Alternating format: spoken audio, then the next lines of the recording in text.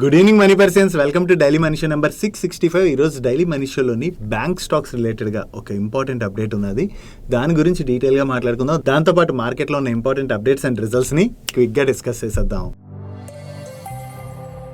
ముందుగా market update చూసినట్లయితే ఈరోజు సెషన్లో సెన్సెక్స్ 125 పాయింట్స్ కరెక్ట్ అయ్యి 66,282 పాయింట్స్కి క్లోజ్ అయినట్లయితే నిఫ్టీ 42 పాయింట్స్ కరెక్ట్ అయ్యి 19,751 పాయింట్స్కి క్లోజ్ అయింది. అండ్ ఈరోజు సెషన్లో మిడ్ క్యాప్ ఇండెక్స్ 0.14% కరెక్ట్ అయినట్లయితే స్మాల్ క్యాప్ ఇండెక్స్ 0.11% కరెక్ట్ అయింది. అండ్ బ్యాంక్ నిఫ్టీ 0.7% కరెక్ట్ అయింది. అండ్ ఈరోజు మార్నింగ్ నుంచి మన మార్కెట్లో ప్రెషర్ కనపడింది కదా. సెకండ్ హాఫ్ లో కొంత రికవర్ అయినా కూడా అగైన్ మార్కెట్ లో అయితే మనం ప్రెషర్ చూసాం. యాక్చువల్లీ దీని రిలేటెడ్ గా కొంత డేటాని అయితే మనం డిస్కస్ చేసుకోవాలి. నిన్న మన మార్కెట్ క్లోజ్ అయిన తర్వాత మన India September month CPI data release అయింది. ఈ సెప్టెంబర్ మంత్ లోని మన ఇండియాలోని ఇన్ఫ్లేషన్ 5.02% కి తగ్గింది.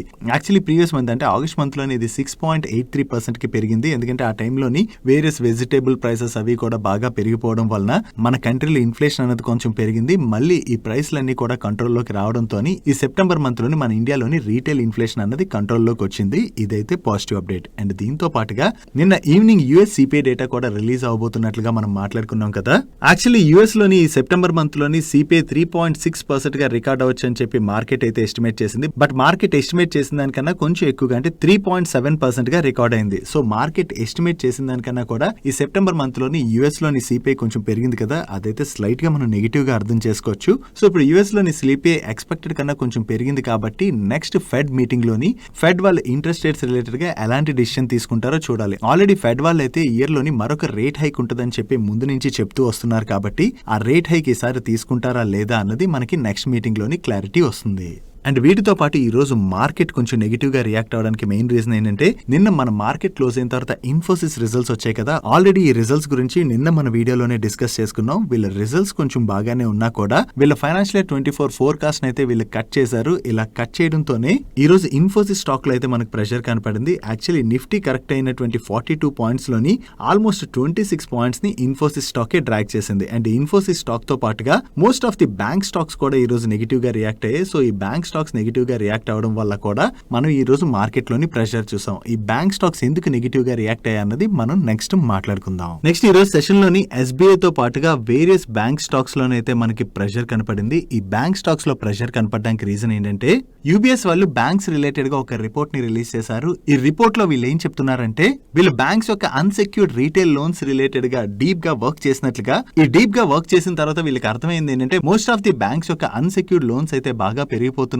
దీనివల్ల డిఫాల్ట్ రిస్క్ కూడా బాగా పెరుగుతుందని చెప్పి వీళ్ళు షేర్ చేస్తున్నారు. ఇక్కడ అన్సెక్యూర్డ్ లోన్స్ అంటే మనం తీసుకునేటువంటి పర్సనల్ లోన్స్ అవి ఉంటాయి కదా, వీటిని అన్సెక్యూర్డ్ లోన్స్ అంటారు. సెక్యూర్డ్ లోన్స్ అంటే మనం ఏదైనా బంగారం తాకట్టు పెట్టో లేదా హోమ్ లోన్ తీసుకోవడం లేదా వెహికల్ లోన్ తీసుకోవడం ఇటువంటివి చేస్తుంటాం కదా. ఇవి బ్యాంక్ పేరు మీద హైపోథికేట్ అయి ఉంటాయి కాబట్టి అవి సెక్యూర్డ్ లోన్స్ కింద కన్సిడర్ చేస్తారు. నో ఈ అన్సెక్యూర్డ్ లోన్స్ తో ఉన్నటువంటి రిస్క్ ఏంటంటే ఈ లోన్ కనుక ఒకవేళ బారోవర్ డిఫాల్ట్ చేశారనుకోండి, ఆ లోన్ ని వసూలు చేయడానికి వీళ్ళ దగ్గర ఎటువంటి సెక్యూరిటీ అనేది ఉండదు కాబట్టి ఆ లోన్ ని రికవర్ చేయడానికి బ్యాంక్స్ చాలా కష్టపడాల్సి వస్తుంది. సో ఇప్పుడు ఈ బ్యాంక్స్ అన్నిటిపైన కూడా అన్సెక్యూర్డ్ లోన్స్ బాగా పెరిగిపోతున్నాయి కాబట్టి డిఫాల్ట్స్ గనక జరిగినట్లయితే అది బ్యాంక్స్ కి అయితే నెగిటివ్ అవుతుందని చెప్పి వీళ్ళు షేర్ చేస్తున్నారు. ఫైనాన్షియల్ ఇయర్ 25 నాటికి అన్సెక్యూర్డ్ లోన్స్ వలన ఈ బ్యాంకింగ్ ఇండస్ట్రీ యొక్క credit loss 50 to 200 basis points వరకు కూడా పెరిగేటువంటి అవకాశం ఉన్నదని వీళ్ళు షేర్ చేస్తున్నారు. సో ఈ రిస్క్ అయితే బ్యాంక్స్ పైన బాగా పెరుగుతుందని, దానిలో కూడా ఈ అన్సెక్యూర్డ్ లోన్స్ యొక్క పర్సెంటేజ్ మనం చూసినట్లయితే ఎస్బీఐ దగ్గర 11.1% అన్సెక్యూర్డ్ లోన్స్ ఉన్నాయని, ఐసిఐసిఐ వాళ్ళ దగ్గర 12.8% అన్సెక్యూర్డ్ లోన్స్ ఉన్నట్లయితే యాక్సిస్ దగ్గర 10.7% అన్సెక్యూర్డ్ లోన్స్ ఉన్నాయి. సో ఇలా అన్ని బ్యాంక్స్ దగ్గర కూడా ఈ అన్సెక్యూర్డ్ లోన్స్ పర్సెంటేజ్ అన్నది బాగా పెరిగిపోతుంది కాబట్టి దానివల్ల బ్యాంక్స్ పైన డిఫాల్ట్ రిస్క్ కూడా పెరుగుతుందని చెప్పి వీళ్ళు షేర్ చేస్తూ ఎస్బీఐ స్టాక్ రేటింగ్ ని వీళ్ళు బై రేటింగ్ నుంచి సెల్ రేటింగ్ కి డౌన్ గ్రేడ్ చేయడం జరిగింది. అండ్ అలాగే యాక్సిస్ బ్యాంక్ స్టాక్ కి న్యూట్రల్ రేటింగ్ అయితే అసైన్ చేశారు. సో ఈ బ్యాంకింగ్ సెక్టర్ రిలేటెడ్ గా ఈ అన్సెక్యూర్డ్ లోన్స్ రిస్క్ అయితే బాగా పెరుగుతుందని చెప్పి వీళ్ళు షేర్ చేస్తూ ఈ రిపోర్ట్ ని రిలీజ్ చేయడంతోనే మనకి ఈ రోజు సెషన్ లోని ఎస్బీఐ స్టాక్ తో పాటుగా most of the banking stocks లోని ప్రెషర్ కనపడింది. Next Adani group and financial times మధ్యన వార్ అయితే కంటిన్యూ అవుతుంది. రీసెంట్ గానే ఈ ఆగస్ట్ 31 రోజునే ఫైనాన్షియల్ టైమ్స్ వాళ్ళు అదానీ గ్రూప్ పైన కొన్ని అలిగేషన్స్ వేసేసరికి దానికి అదానీ గ్రూప్ వాళ్ళు కూడా రెస్పాండ్ అయ్యి ఫైనాన్షియల్ టైమ్స్ వాళ్ళు జార్జ్ సరోజ్ గారు ఫండింగ్ చేసినటువంటి సంస్థతో కలిపి వీళ్ళపైన ఇటువంటి అలిగేషన్స్ అవి వేస్తున్నారని, ఈ అలిగేషన్స్ ఏవి కరెక్ట్ కాదని చెప్పి ఒక క్లారిఫికేషన్ ని కూడా రిలీజ్ చేయడం జరిగింది. ఈ న్యూస్ ఏదైతే ఉందో దాని రిలేటెడ్ గా మన ట్యూస్డే రోజు డైలీ మనీ షోలో ఆల్రెడీ మనం డీటెయిల్ గా డిస్కస్ చేసుకున్నాం. నౌ మళ్ళీ ఇప్పుడు మనం ఎందుకు మాట్లాడుకుంటున్నాం అంటే ఫైనాన్షియల్ టైమ్స్ వాళ్ళ దగ్గర నుంచి ఇప్పుడు అదానీ గ్రూప్ పైన మరికొన్ని అలిగేషన్స్ వచ్చాయి. వీళ్ళు ఈసారి ఏం చెప్తున్నారంటే అదానీ గ్రూప్ వాళ్ళు 2019 జనవరి నుంచి 2021 ఆగస్ట్ మధ్యన కోల్ ఏదైతే ఇండియాకి ఇంపోర్ట్ చేసుకున్నారో ఆ కోల్ ని చాలా ప్రీమియం ప్రైస్ లో ఇంపోర్ట్ చేసుకున్నారని, అండ్ వీళ్ళు మెయిన్లీ కోల్ ఇంపోర్ట్ చేసుకున్నది ఇండోనేషియా డిక్లరేషన్ ప్రకారం చూసినట్లయితే వీళ్ళు టోటల్ గా 3.1 మిలియన్ టన్స్ ఇండోనేషియా నుంచి ఇంపోర్ట్ చేసుకున్నారు. వీటి యొక్క కాస్ట్ $139 మిలియన్ అండ్ దీనిపైన another $3.1 million shipping and insurance cost పడుతుంది. బట్ కానీ మన ఇండియన్ కస్టమ్స్ కి వీళ్ళు చూపించినటువంటి వాల్యూ $215 మిలియన్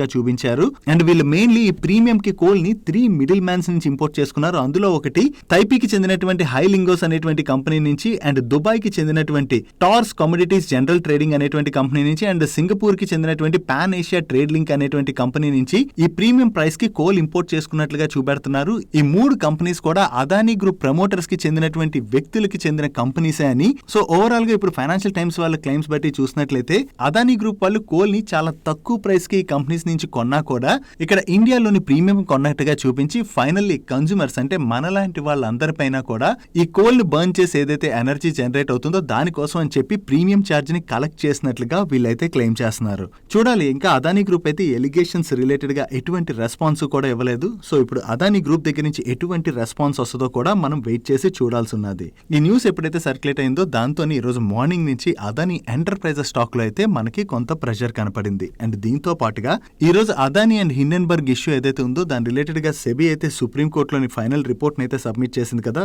ఈ రోజు సుప్రీం కోర్టులో ఆ హీరింగ్ అయితే ఉండాలి. సుప్రీం కోర్టు అయితే ఇప్పుడు ఈ కేసుని October 20th కి వాయిదా వేసినట్లుగా న్యూస్ అప్డేట్స్ అయితే వస్తున్నాయి. సో October 20th రోజున ఈ కేసులోని ఎటువంటి వర్డిక్ట్ వస్తుంది అన్నది మనం చూడవలసి ఉన్నది. డైలీ మార్కెట్ లో వచ్చేటువంటి ఇటువంటి ఇంపార్టెంట్ అప్డేట్స్ అన్నిటిని మీతో డీటెయిల్ గా షేర్ చేయడానికి మన మనీ పర్స్ టీమ్ ఏవైతే ఎఫర్ట్స్ పెడుతుందో ఆ ఎఫర్ట్స్ కనుక మీకు హెల్ప్ఫుల్ అవుతున్నట్లయితే వీడియోని మర్చిపోకుండా లైక్ చేయడానికి ప్రయత్నించండి. Coming to Friday question. Last week Friday question లో భాగంగా మిమ్మల్ని మన ఇండియాలోని ఒక స్టేట్ 2 ఇండిపెండెన్స్ డేలను సెలబ్రేట్ చేసుకుంటుంది, ఆ స్టేట్ ఏదని అడిగాను. దీనికి ఆన్సర్ గోవా స్టేట్ 2 ఇండిపెండెన్స్ డేని సెలబ్రేట్ చేసుకుంటుంది. అదే యూటీస్ అంటే యూనియన్ టెరిటరీస్ పరంగా చూసుకున్నట్లయితే పాండిచ్చేరి కూడా 2 ఇండిపెండెన్స్ డేని సెలబ్రేట్ చేసుకుంటుంది. అండ్ ఈ వీక్ ఫ్రైడే ఫన్ లో భాగంగా మిమ్మల్ని అడుగుతున్న క్వశ్చన్, మన ఇండియాలోని ఒక విలేజ్ ని village of IAS and IPS officers అని పిలుస్తుంటారు. ఆ విలేజ్ పేరేంటి? దీనికి మీకు ఆన్సర్ తెలిసినట్లయితే కింద కామెంట్ సెక్షన్ లో కామెంట్ చేయండి.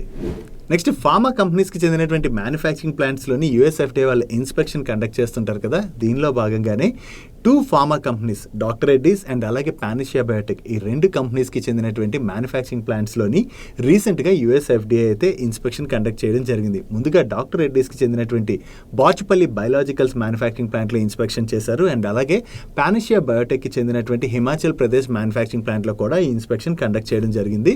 ఈ ఇన్స్పెక్షన్ ముగియడంతో ఈ 2 కంపెనీస్ కి కూడా USFDA దగ్గర నుంచి ఫార్మ్ 483 తోని 9 అబ్జర్వేషన్స్ ని ఇష్యూ చేయడం జరిగింది. సో USFDA దగ్గర నుంచి వీళ్ళ ప్లాంట్స్ కి ఇన్ని అబ్జర్వేషన్స్ వచ్చాయంటే అది కంపెనీస్ రిలేటెడ్ గా నెగిటివ్ కదా. దాంతోనే ఈ రోజు సెషన్ లో మనకి పానిషియా బయోటెక్ స్టాక్ లో ప్రెషర్ చూసాం. అండ్ అలాగే డాక్టర్ రెడ్డి స్టాక్ లో కూడా స్లైట్ గా ప్రెషర్ కనపడింది.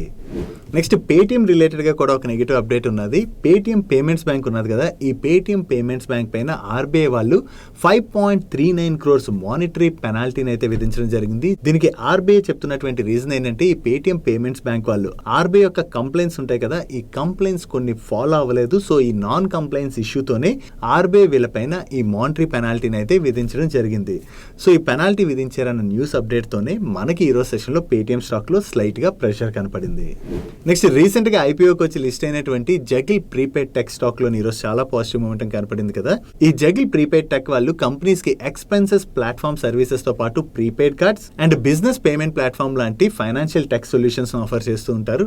స్టాక్ ఇంత పాజిటివ్ గా రియాక్ట్ అవడం వెనకాల ఉన్నటువంటి రీజన్ ఏంటంటే వీళ్ళు వీసా వాళ్ళతోని ఒక అగ్రిమెంట్ ని సైన్ చేయడం జరిగింది. ఈ అగ్రిమెంట్ లో భాగంగా ఈ జగిల్ వాళ్ళకు ఉన్నటువంటి కార్పొరేట్ క్లయింట్స్ ఉంటారు కదా, ఆ క్లయింట్స్ యొక్క ఎంప్లాయీస్ కి కో బ్రాండెడ్ అంటే వీసా అండ్ వీళ్ళ కో బ్రాండెడ్ ఫారెక్స్ కార్డ్స్ అయితే 5 years పాటు ఇష్యూ చేయబోతున్నారు. సో ఈ 5 years కాంట్రాక్ట్ ఏదైతే ఉందో దీని యొక్క వర్త్ $20 million వరకు ఉంటుందని చెప్పి ఈ జగిల్ ప్రీపెయిడ్ ఓషన్ వాళ్ళు షేర్ చేయడం జరిగింది. సో ఇది కంపెనీ రిలేటెడ్ గా చాలా పాజిటివ్ అప్డేట్ కాబట్టి ఈ రోజు సెషన్ లో మనకి జగిల్ ప్రీపెయిడ్ ఓషన్ స్టాక్ లోని ఇంత పాజిటివ్ మొమెంటం కనపడింది. Next, SJVN SJVN green energy limited, ఇది SJVN లిమిటెడ్ యొక్క సబ్సిడరీ కంపెనీ అండ్ వీళ్ళు గ్రీన్ ఎనర్జీ సొల్యూషన్స్ ని ఆఫర్ చేస్తూ ఉంటారు.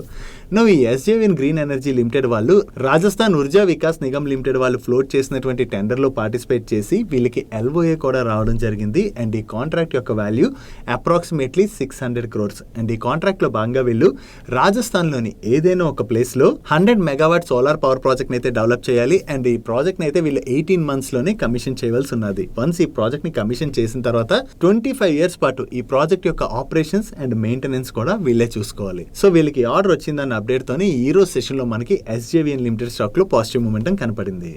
నెక్స్ట్ రైల్వే PSU కంపెనీ అయినటువంటి IRCON ఇంటర్నేషనల్ స్టాక్ లోని మనకి ఈ రోజు మార్నింగ్ నుంచి పాజిటివ్ మూమెంటం కనబడుతుంది కదా. దీనికి రీజన్ ఏంటంటే ఈ IRCON ఇంటర్నేషనల్ వాళ్ళకి గవర్నమెంట్ ఆఫ్ ఇండియా దగ్గర నుంచి నవరత్న స్టేటస్ వచ్చింది. గవర్నమెంట్ ఆఫ్ ఇండియా నుంచి నవరత్న స్టేటస్ వచ్చినటువంటి 15th కంపెనీ ఈ IRCON international. Actually government of India ఏవైతే కంపెనీస్ కన్సిస్టెంట్ గా మంచి పెర్ఫార్మెన్స్ చేస్తుంటాయో ఆ కంపెనీస్ కి ఈ నవరత్న స్టేటస్ ని ఇష్యూ చేస్తుంటాయి. సో ఇది కంపెనీ రిలేటెడ్ గా మనకి పాజిటివ్ కాబట్టి దాంతోనే ఈ రోజు సెషన్ లో మార్నింగ్ నుంచి మనం IRCON ఇంటర్నేషనల్ స్టాక్ లో పాజిటివ్ మూమెంటం చూసాం. నెక్స్ట్ ఒక లిస్టెడ్ కంపెనీ యొక్క ప్రమోటర్స్ ని ఎన్ఫోర్స్మెంట్ డైరెక్టరేట్ అరెస్ట్ చేసినట్లుగా న్యూస్ అప్డేట్స్ అయితే వస్తున్నాయి. ఇది హైదరాబాద్ కి చెందినటువంటి తక్షీల్ సొల్యూషన్స్ అనేటువంటి కంపెనీ IPO ద్వారా చాలా పెద్ద ఫ్రాడ్ చేసినట్టుగా బయటపడిందని, దీంతో ఈ కంపెనీ యొక్క ప్రమోటర్స్ అయినటువంటి నిర్మల్, పవన్ అండ్ అలాగే కిషోర్ తపాడియా వీళ్ళ ముగ్గురిని కూడా enforcement directorate money laundering act కింద అరెస్ట్ చేసినట్లుగా వేరియస్ మీడియా ప్లాట్ఫామ్స్ అయితే రిపోర్ట్ చేస్తున్నాయి. వీళ్ళు చేసింది ఏంటంటే IPO ద్వారా ఈ కంపెనీలోని 55 lakh షేర్స్ ని ఈచ్ షేర్ 150 రూపీస్ చొప్పున ఇష్యూ చేస్తూ 80.5 crores రైజ్ చేశారని, కాకపోతే ఈ IPO టైంలోని ఈ కంపెనీ యొక్క నెంబర్స్ ని వీళ్ళు బాగా ఇన్ఫ్లేట్ చేసి చూపించినట్లుగా అండ్ అంతేకాకుండా ఈ IPO ద్వారా వీళ్ళు ఏదైతే ఫండ్ ని రైజ్ చేశారో ఆ ఫండ్ అంతా కూడా వీళ్ళు డైవర్ట్ చేసినట్లుగా గుర్తించినటువంటి సెబీ ఈ కంపెనీ యొక్క ప్రమోటర్స్ పైన కంప్లైంట్ చేసినట్లుగా, దీంతోనే ఎన్ఫోర్స్మెంట్ డైరెక్టరేట్ వీళ్ళ పైన సోదాలు నిర్వహించి ఈ రోజు ఈ కంపెనీకి చెందినటువంటి ప్రమోటర్స్ అయితే అరెస్ట్ చేశారని చెప్పి వేరియస్ మీడియా ప్లాట్ఫామ్స్ రిపోర్ట్ చేయడం జరిగింది. సో ఈ కంపెనీ NSE లో లిస్ట్ అయి ఉంది అండ్ ఈ కంపెనీ యొక్క డీటెయిల్స్ చూద్దామని చెప్పి NSE లోకి వెళ్తే ఈ కంపెనీ యొక్క మార్కెట్ క్యాప్ కానీ అండ్ ఇటువంటి డీటెయిల్స్ ఏవి కూడా NSE లో దొరకట్లేదు. ఈవెన్ స్క్రీనర్ లో కూడా ఈ కంపెనీ రిలేటెడ్ డీటెయిల్స్ చూస్తే పెద్దగా డీటెయిల్స్ అయితే ఏమీ అప్డేట్ అయ్యి లేవు. సో అందుకని ఒక కంపెనీ IPOకి రావడమే కాదు లిస్ట్ అయి ఉన్న కంపెనీస్ లో కూడా స్టాక్ పెరిగిపోతుందని చెప్పి సోషల్ మీడియాలోని వేరియస్ అప్డేట్స్ అయితే వస్తుంటాయి కదా, అటువంటివి చూసి మన ఇన్వెస్ట్మెంట్ రిలేటెడ్ డిసిషన్ తీసుకునే కన్నా ఆ కంపెనీ రిలేటెడ్ గా మనం ఫుల్ ఫ్లెజ్డ్ గా వర్క్ చేసి ఆ కంపెనీ గురించి మనకు అర్థమైన తర్వాతే మన ఇన్వెస్ట్మెంట్ డిసిషన్ అన్నది తీసుకోవడం బెటర్. నెక్స్ట్ ఈ రోజు సెషన్ లోని స్పైస్ జెట్ స్టాక్ నియర్లీ 20% పెరిగింది కదా. దీనికి రీజన్ ఏంటంటే ఈ స్పైస్ జెట్ లోని ఇండిగో యొక్క ఫార్మర్ ప్రమోటర్ అయినటువంటి రాకేష్ గంగ్వాల్ గారు స్టేక్ అక్వైర్ చేయడానికి అడ్వాన్స్ డిస్కషన్స్ లో ఉన్నట్లుగా న్యూస్ అప్డేట్స్ అయితే వస్తున్నాయి. ప్రెసెంట్ స్పైస్ జెట్ అయితే వాళ్ళ బిజినెస్ ని రన్ చేయడానికి చాలా టఫ్ టైం ని ఫేస్ చేస్తుంది కదా. సో ఇటువంటి టైంలోని ఇండిగో యొక్క ఫార్మర్ ప్రమోటర్ స్పైస్ జెట్ లోని స్టేక్ గనక అక్వైర్ చేసినట్లయితే ఈ స్పైస్ జెట్ లోని రివైవల్ తీసుకొచ్చేటువంటి అవకాశం ఉన్నదని చెప్పి మార్కెట్ ఎక్స్పెక్ట్ చేయడంతోనే ఈ న్యూస్ బయటకు వచ్చిన తర్వాత మనకి ఈ రోజు సెషన్ లోని స్పైస్ జెట్ స్టాక్ లో పాజిటివ్ మూమెంటం కనపడింది. బట్ కాకపోతే ఇది ఇంకా మీడియాలో సర్క్యులేట్ అవుతున్నటువంటి న్యూస్ మాత్రమే. దీని రిలేటెడ్ గా ఇంకా స్పైస్ జెట్ నుంచి ఎటువంటి అఫీషియల్ కమ్యూనికేషన్ కూడా రాలేదు.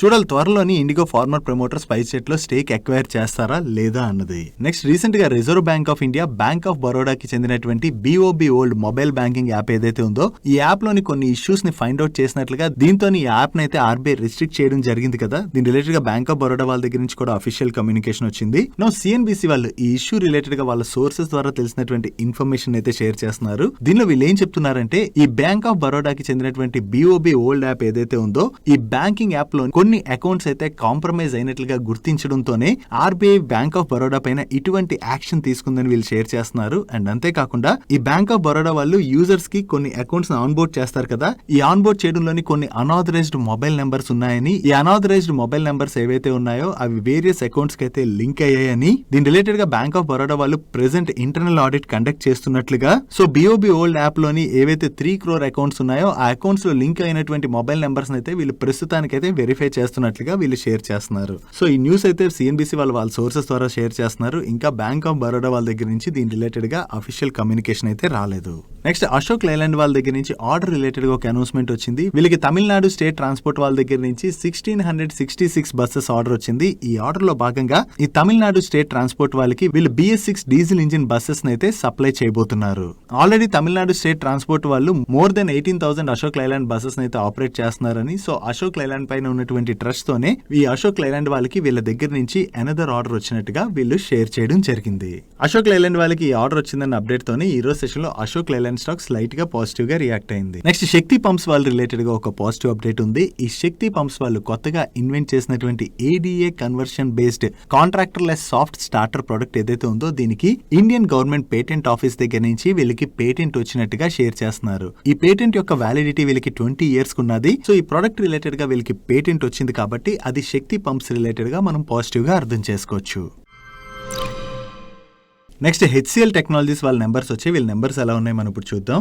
INR టర్మ్స్ లో వీళ్ళ రెవెన్యూస్ లో ఇయర్ ఆన్ ఇయర్ లో 8% గ్రోత్ డెలివర్ చేసినట్లయితే క్వార్టర్ ఆన్ క్వార్టర్ లో 1.4% గ్రోత్ డెలివర్ చేశారు. అదే కాన్స్టెంట్ కరెన్సీ టర్మ్స్ లో చూసినట్లయితే వీళ్ళ రెవెన్యూస్ లోని ఇయర్ ఆన్ ఇయర్ లో 3.4% గ్రోత్ డెలివర్ చేసినట్లయితే క్వార్టర్ ఆన్ క్వార్టర్ లోని 1% గ్రోత్ డెలివర్ చేయడం జరిగింది. అండ్ వీళ్ళ ఎబిట్ లో కూడా ఇయర్ ఆన్ ఇయర్ లో చూసిన క్వార్టర్ ఆన్ క్వార్టర్ లో చూసిన గ్రోత్ కనిపిస్తుంది. అండ్ నెట్ ఇన్కమ్ లోని ఇయర్ ఆన్ ఇయర్ లో 9.8% గ్రోత్ డెలివర్ చేసినట్లయితే క్వార్టర్ ఆన్ క్వార్టర్ లోని 8.4% గ్రోత్ డెలివర్ చేశారు. అండ్ ఈ క్వార్టర్ లోని వీళ్ళు టోటల్ గా $3,969 million డీల్స్ అయితే విన్ అయ్యారు. దీనిలోని 16 లార్జ్ డీల్స్ ని వీళ్ళు విన్ అవడం జరిగింది. అండ్ ఈ క్వార్టర్ ఎండింగ్ నాటికి వీళ్ళ అట్రిషన్ 14.2% గా ఉన్నది.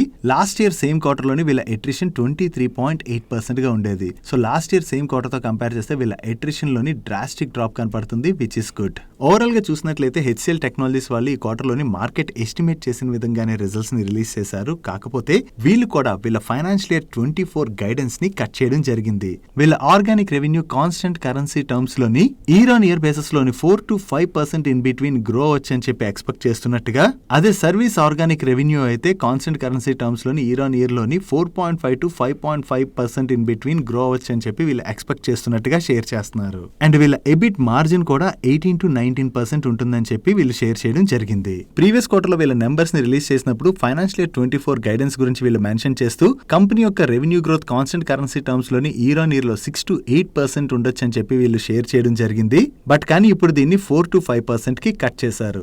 యుఎస్ ఎకానమీలో ఏదైతే స్లో డౌన్ కనబడుతున్నదో దీంతోనే ఈ ఐటీ కంపెనీస్ అన్ని కూడా ఫైనాన్షియల్ ఇయర్ 24 గైడెన్స్ అయితే కట్ చేస్తున్నట్లుగా మనం అర్థం చేసుకోవచ్చు. అండ్ ఈ HCL టెక్నాలజీస్ వాళ్ళు ఈ రిజల్ట్స్ తో పాటు ₹12 per share డివిడెండ్ ని కూడా రికమెండ్ చేశారు. నెక్స్ట్ ఏంజల్ 1 వాళ్ళు కూడా వాళ్ళ Q2 నెంబర్స్ ని రిలీజ్ చేశారు. ఇయర్ ఆన్ ఇయర్ బేసిస్ లోని వీళ్ళ రెవెన్యూస్ లోని 41% గ్రోత్ డెలివర్ చేసినట్లయితే ప్రాఫిట్ ఆఫ్టర్ ట్యాక్స్ నెంబర్ లోని 43% గ్రోత్ డెలివర్ చేశారు. ఈవెన్ ప్రీవియస్ క్వార్టర్ తో కంపేర్ చేసినా కూడా వీళ్ళ రెవెన్యూస్ లోను మంచి గ్రోత్ కనిపిస్తుంది. అండ్ అలాగే ప్యాట్ లో కూడా చాలా మంచి గ్రోత్ డెలివర్ చేశారు. ఈ Q2 లోని వీళ్ళ నెంబర్స్ కూడా బాగున్నాయి. అండ్ అలాగే వీళ్ళ బిజినెస్ మెట్రిక్స్ కూడా మీరు ఇక్కడ స్క్రీన్ పై చూడొచ్చు. వీళ్ళ బిజినెస్ మెట్రిక్స్ లో కూడా ఈ Q2 లోని వీళ్ళు మంచి గ్రోత్ డెలివర్ చేయడం జరిగింది. ఓవరాల్ గా చూసుకుంటే ఏంజల్ 1 వాళ్ళు ఈ క్వార్టర్ లోని డీసెంట్ నెంబర్స్ డెలివర్ చేశారు. నెక్స్ట్ రీసెంట్ గా ఐపీఓకి వచ్చి లిస్ట్ అయినటువంటి సాయి సిల్క్స్ లిమిటెడ్, అదే కళామందిర్ ఉన్నది కదా, వీళ్ళ రిజల్ట్స్ కూడా అనౌన్స్ చేశారు. లాస్ట్ ఇయర్ సేమ్ క్వార్టర్ తో కంపేర్ చేసినా ప్రీవియస్ క్వార్టర్ తో కంపేర్ చేసినా ఈ క్వార్టర్ లోని వీళ్ళ రెవెన్యూస్ లోని మనకి డ్రాప్ కనిపిస్తుంది. And last year same quarter లోని వీళ్ళు 28 crores ప్రాఫిట్ జనరేట్ చేసినట్లయితే ప్రీవియస్ క్వార్టర్ లోని 20 crores ప్రాఫిట్ జనరేట్ చేయడం జరిగింది. అండ్ ఈ క్వార్టర్ కి వీళ్ళ ప్రాఫిట్ 16 crores కి తగ్గింది. సో ఇయర్ ఆన్ ఇయర్ లో చూసినా క్వార్టర్ ఆన్ క్వార్టర్ లో చూసినా వీళ్ళ నెంబర్స్ లో డ్రాప్ కనపడుతుండటంతోనే ఈ రిజల్ట్స్ వచ్చిన తర్వాత సాయి సిల్క్ స్టాక్ లోని మనకి కొంత ప్రెషర్ కనపడింది. నెక్స్ట్ HDFC లైఫ్ యొక్క నెంబర్స్ కూడా వచ్చాయి. వీళ్ళ నెంబర్స్ ఎలా ఉన్నాయి మనం ఇప్పుడు చూద్దాం. Last financial year first half ని ఈ ఫైనాన్షియల్ ఇయర్ ఫస్ట్ హాఫ్ తో కంపేర్ చేస్తే వీళ్ళ ఇండివిజువల్ ఏపీఈలోని 9% గ్రోత్ డెలివర్ చేశారు. అండ్ టోటల్ ఏపీఈ అంటే యావరేజ్ ప్రీమియం ఈక్వివలెంట్ లోని 9% గ్రోత్ డెలివర్ చేయడం జరిగింది. ఈవెన్ వీళ్ళ న్యూ బిజినెస్ ప్రీమియం లో కూడా 15% గ్రోత్ డెలివర్ చేశారు. అండ్ రెన్యువల్ ప్రీమియం లో కూడా 14% గ్రోత్ డెలివర్ చేయడం జరిగింది. అండ్ వీళ్ళ ఏఎం లో కూడా మనకి 18% గ్రోత్ కనిపిస్తుంది. And profit after tax number లో కూడా వీళ్ళు 15% గ్రోత్ డెలివర్ చేశారు. అండ్ వీళ్ళ విఎన్బి నెంబర్ అంటే value of new business number లో కూడా మనకి last financial year first half తోని ఈ ఫైనాన్షియల్ ఇయర్ ఫస్ట్ హాఫ్ ని కంపేర్ చేస్తే 10% గ్రోత్ డెలివర్ చేశారు.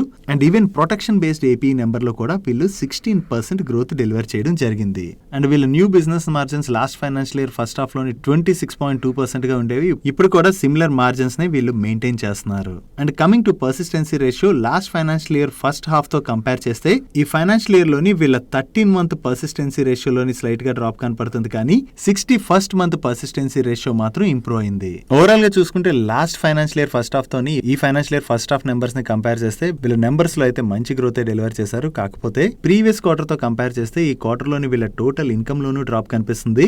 అండ్ అలాగే ప్రీవియస్ క్వార్టర్ లోని వీళ్ళు 416 crores ప్రాఫిట్ జనరేట్ చేసినట్లయితే ఈ క్వార్టర్ కి వీళ్ళ ప్రాఫిట్ 378 crores కి తగ్గింది. ఓవరాల్ గా చూసుకుంటే HDFC లైఫ్ ఇన్సూరెన్స్ వాళ్ళు ఈ క్వార్టర్ లో డీసెంట్ నెంబర్స్ డెలివర్ చేశారు. But quarter on quarter basis లోనే వీళ్ళ ఇన్కమ్ లోను అండ్ ప్రాఫిట్ లోను కొంత డ్రాప్ అయితే కనిపిస్తుంది. That's it for today's daily మంచి గైస్. ఈరోజు డైలీ మంచిలో మేము షేర్ చేసిన ఇన్ఫర్మేషన్ మీకు నచ్చినట్లయితే వీడియో తప్పకుండా లైక్ చేయండి అండి. ఈ video me friends and family మెంబర్స్కి హెల్ప్ఫుల్ అవుతుంటే ఈ వీడియోని వాళ్ళకి షేర్ చేయండి. అండ్ మీరు ఇదే ఫస్ట్ టైం మన మనీ పర్ ఛానల్కి వచ్చి ఛానల్ ఇంకా సబ్స్క్రైబ్ చేయనట్లయితే ఇటువంటి ఇంట్రెస్టింగ్ వీడియోస్ని రెగ్యులర్గా ఫాలో అవ్వడానికి ఇక్కడ ఉన్న ఛానల్ లోగో మీద క్లిక్ చేసి ఛానల్ సబ్స్క్రైబ్ చేస్తూ పక్కన ఉన్న బెల్ ఐకాన్లో ఆల్ నోటిఫికేషన్స్ యాక్టివేట్ చేసుకోండి. నేను చంద్రశేఖర్ పత్రి మరొక ఇంట్రెస్టింగ్ వీడియోతో కలుద్దాం. Good night and happy weekend.